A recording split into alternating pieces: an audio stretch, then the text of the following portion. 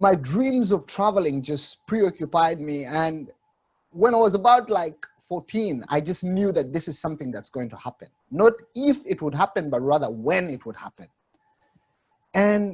But it didn't happen right away. And I went through school and I finished university. And when I was about 25, the first time I'd applied for a visa, I was 20 years old to go to the United States to be with my dad. But that was denied. And then I applied to go to Finland to study and they denied me. But when I was 25, I got an opportunity to come to Europe. When I got on that plane, for me, my mind was made up that I would not be going back to Uganda, at least not the way that I left. And I was so excited, but so also equally naive, because I did not realize the reality of what I was getting myself into. When I got here, I was told that I needed to integrate into the Dutch culture. I decided to come to the Netherlands.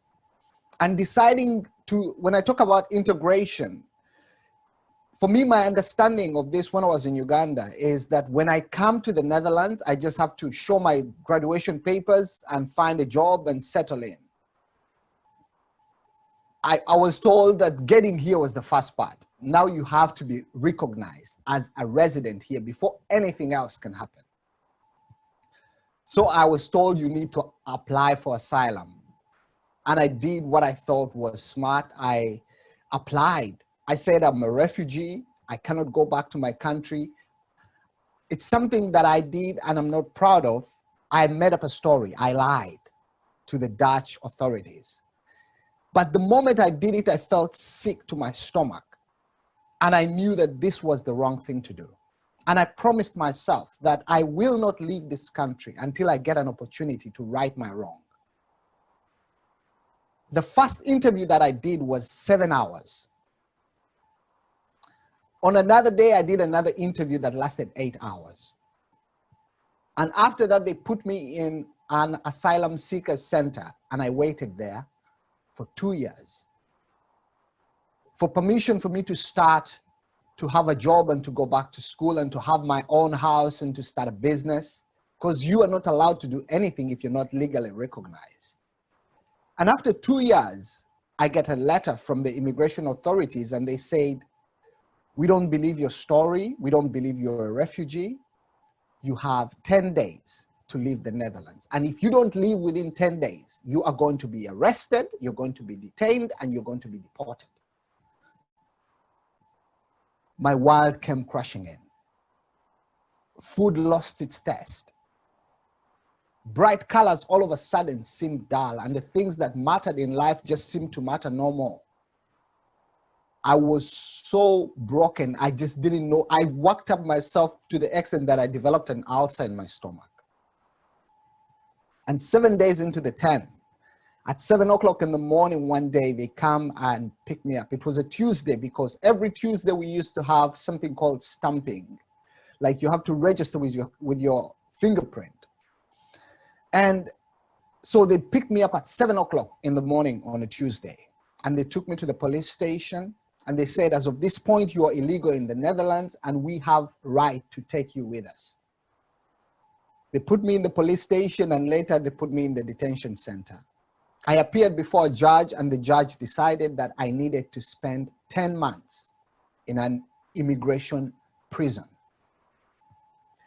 Now, days felt like weeks. Weeks felt like months. And months felt like years. And I was there for 10. But while I was in this detention center, one day I saw a poster that spoke to me like it had been put there for me alone.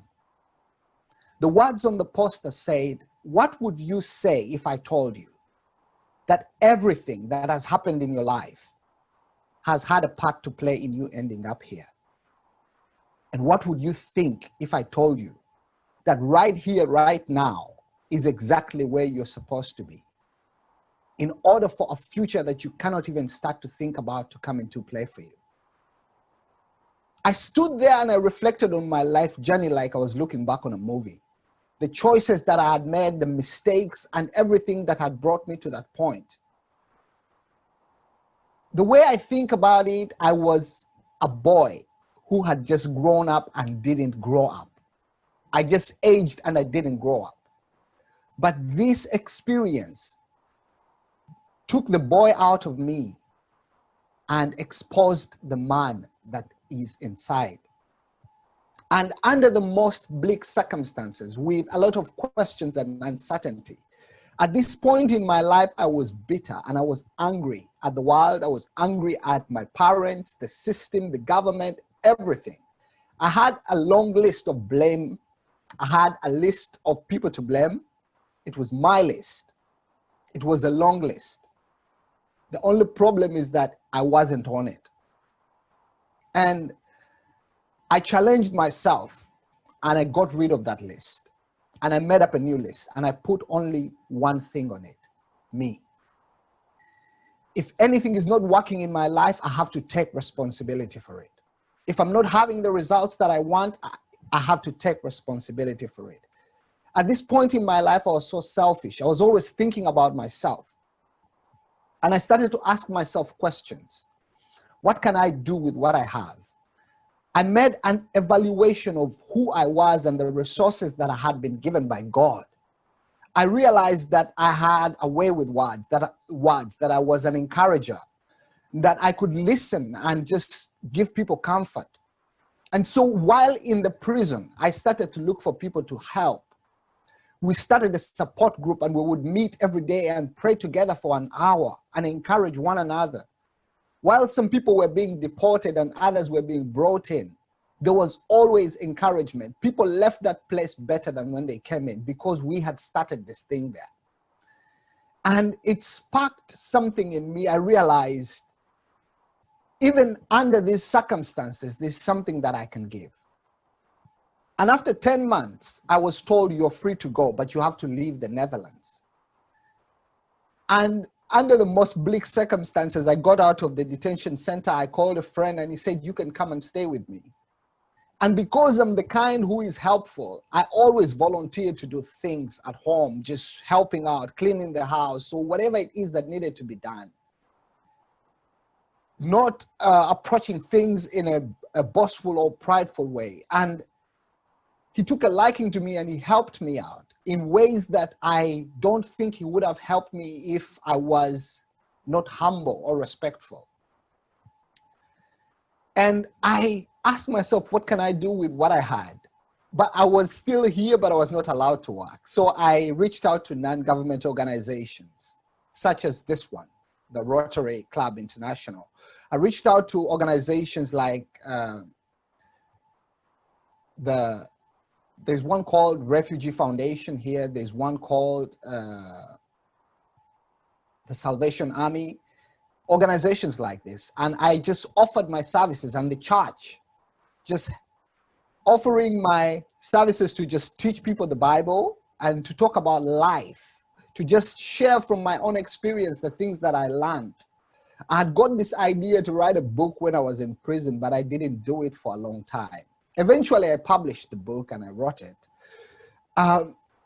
But while I was doing this volunteering, one day, I'm in a church just teaching a Bible class. And someone walked into the church. I had been in this church for about a year, and I'd never seen this person before. And when she walked in, everybody knew who she was, but I didn't. And so everybody's wondering, where have you been? Welcome back. And after my class, she's like, thank you so much for sharing that. I think it was very insightful. And we started a friendship out of that. And for a while, she even didn't realize that I was here illegally. When I opened up about my situation and my status, it was like a shock to her. But at that point, she was finishing up with a master's program, and she was awarded a PhD program right away. And now at this point, I'm like, I've learned my lesson. I got this idea to write a book, and I'm going back to Uganda to share my message, because I believe this is a message that belongs on the continent of Africa, if not anywhere else. Because the way that I wrote this book, I just put it out the way that I experienced it. That some people have read the book and they're like, why would you write all these things about yourself like this? Are you not embarrassed? But I'm like, I wish I'd known this. I wouldn't have left Uganda. So that's why I called the book Opening Up. But so eventually we went back to Uganda, and when we came back, I got a job and I started to work, and life took on a whole new meaning. We got married, but I kept doing the things that I had realized were helpful for me.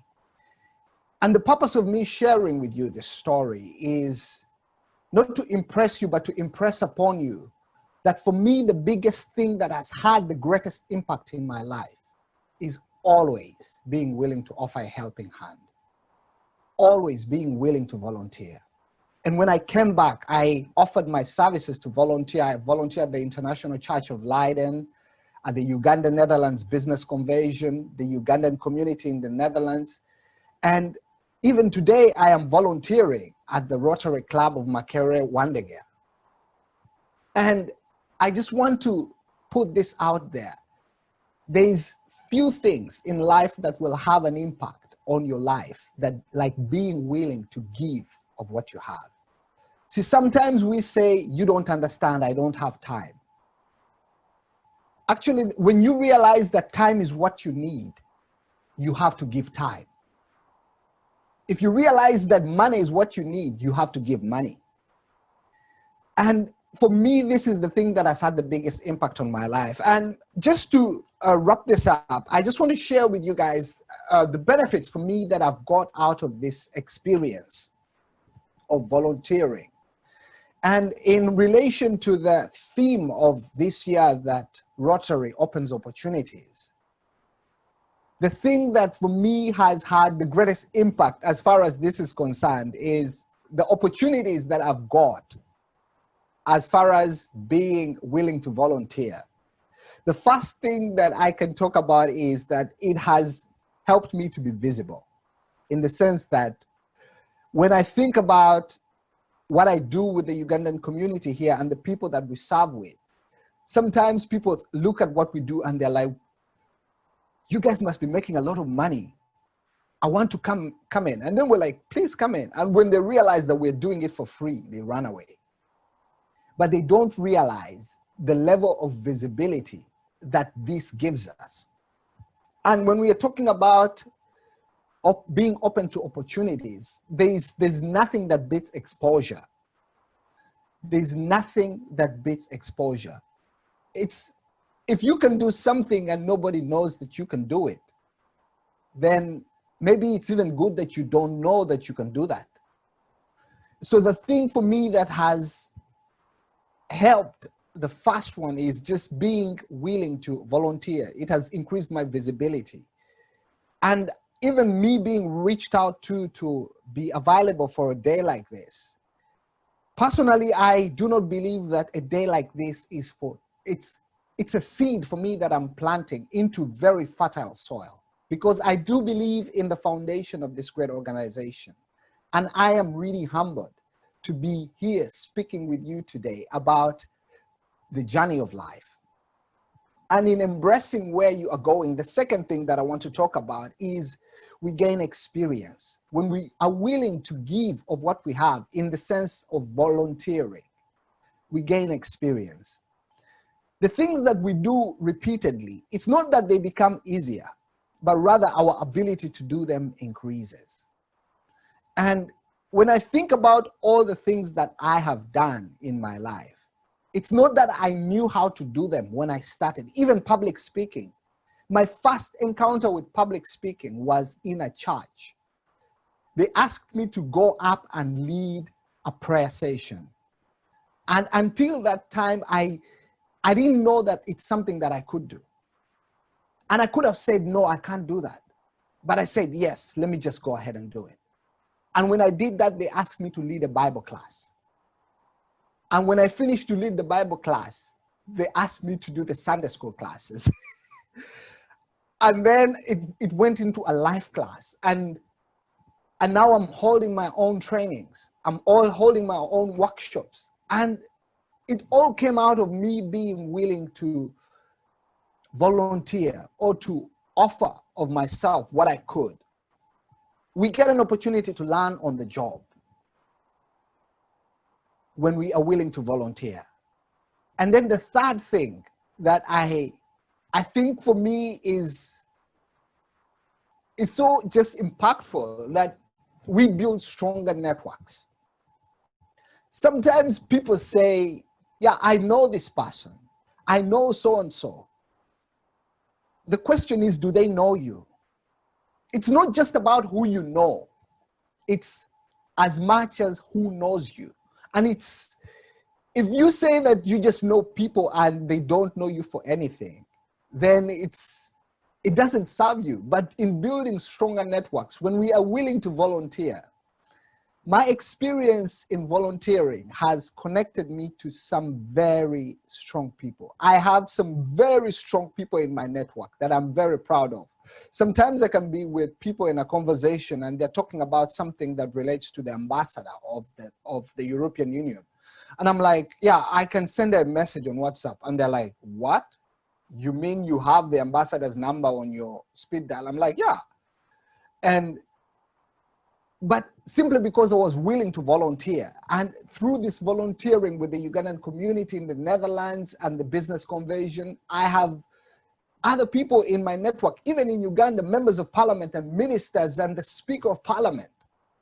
There are people that are in my network because I was willing to volunteer. And this is not to impress you, but to impress upon you that even where you are right now, in the Rotary Club of Kampala, Wandegea, there is a need that you can feel. There is an opportunity for you to serve. And if you don't take that opportunity, what I've understood is that for every Moses, there is an Aaron. It would be quite sad if you see someone doing something that you were supposed to do when you didn't get an opportunity to do it.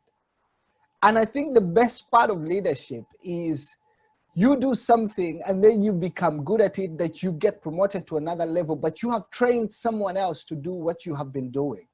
And I think it was Miles Monroe who said, you are a failure until the person who succeeds you has succeeded. So in thinking about volunteering, let us help each other out. Let's reach out to one another and offer helping hands. I like to call this the beginning of my story. When I came to the Netherlands, I came with this book. And right now, I also have this one. And not to impress you, but to impress upon you that the dream in your heart is valid. I don't know what it is that you want, but I want you to keep believing. If you lose anything and everything in your life, keep the faith. No matter what happens, the journey of life is always under construction. Thank you so much.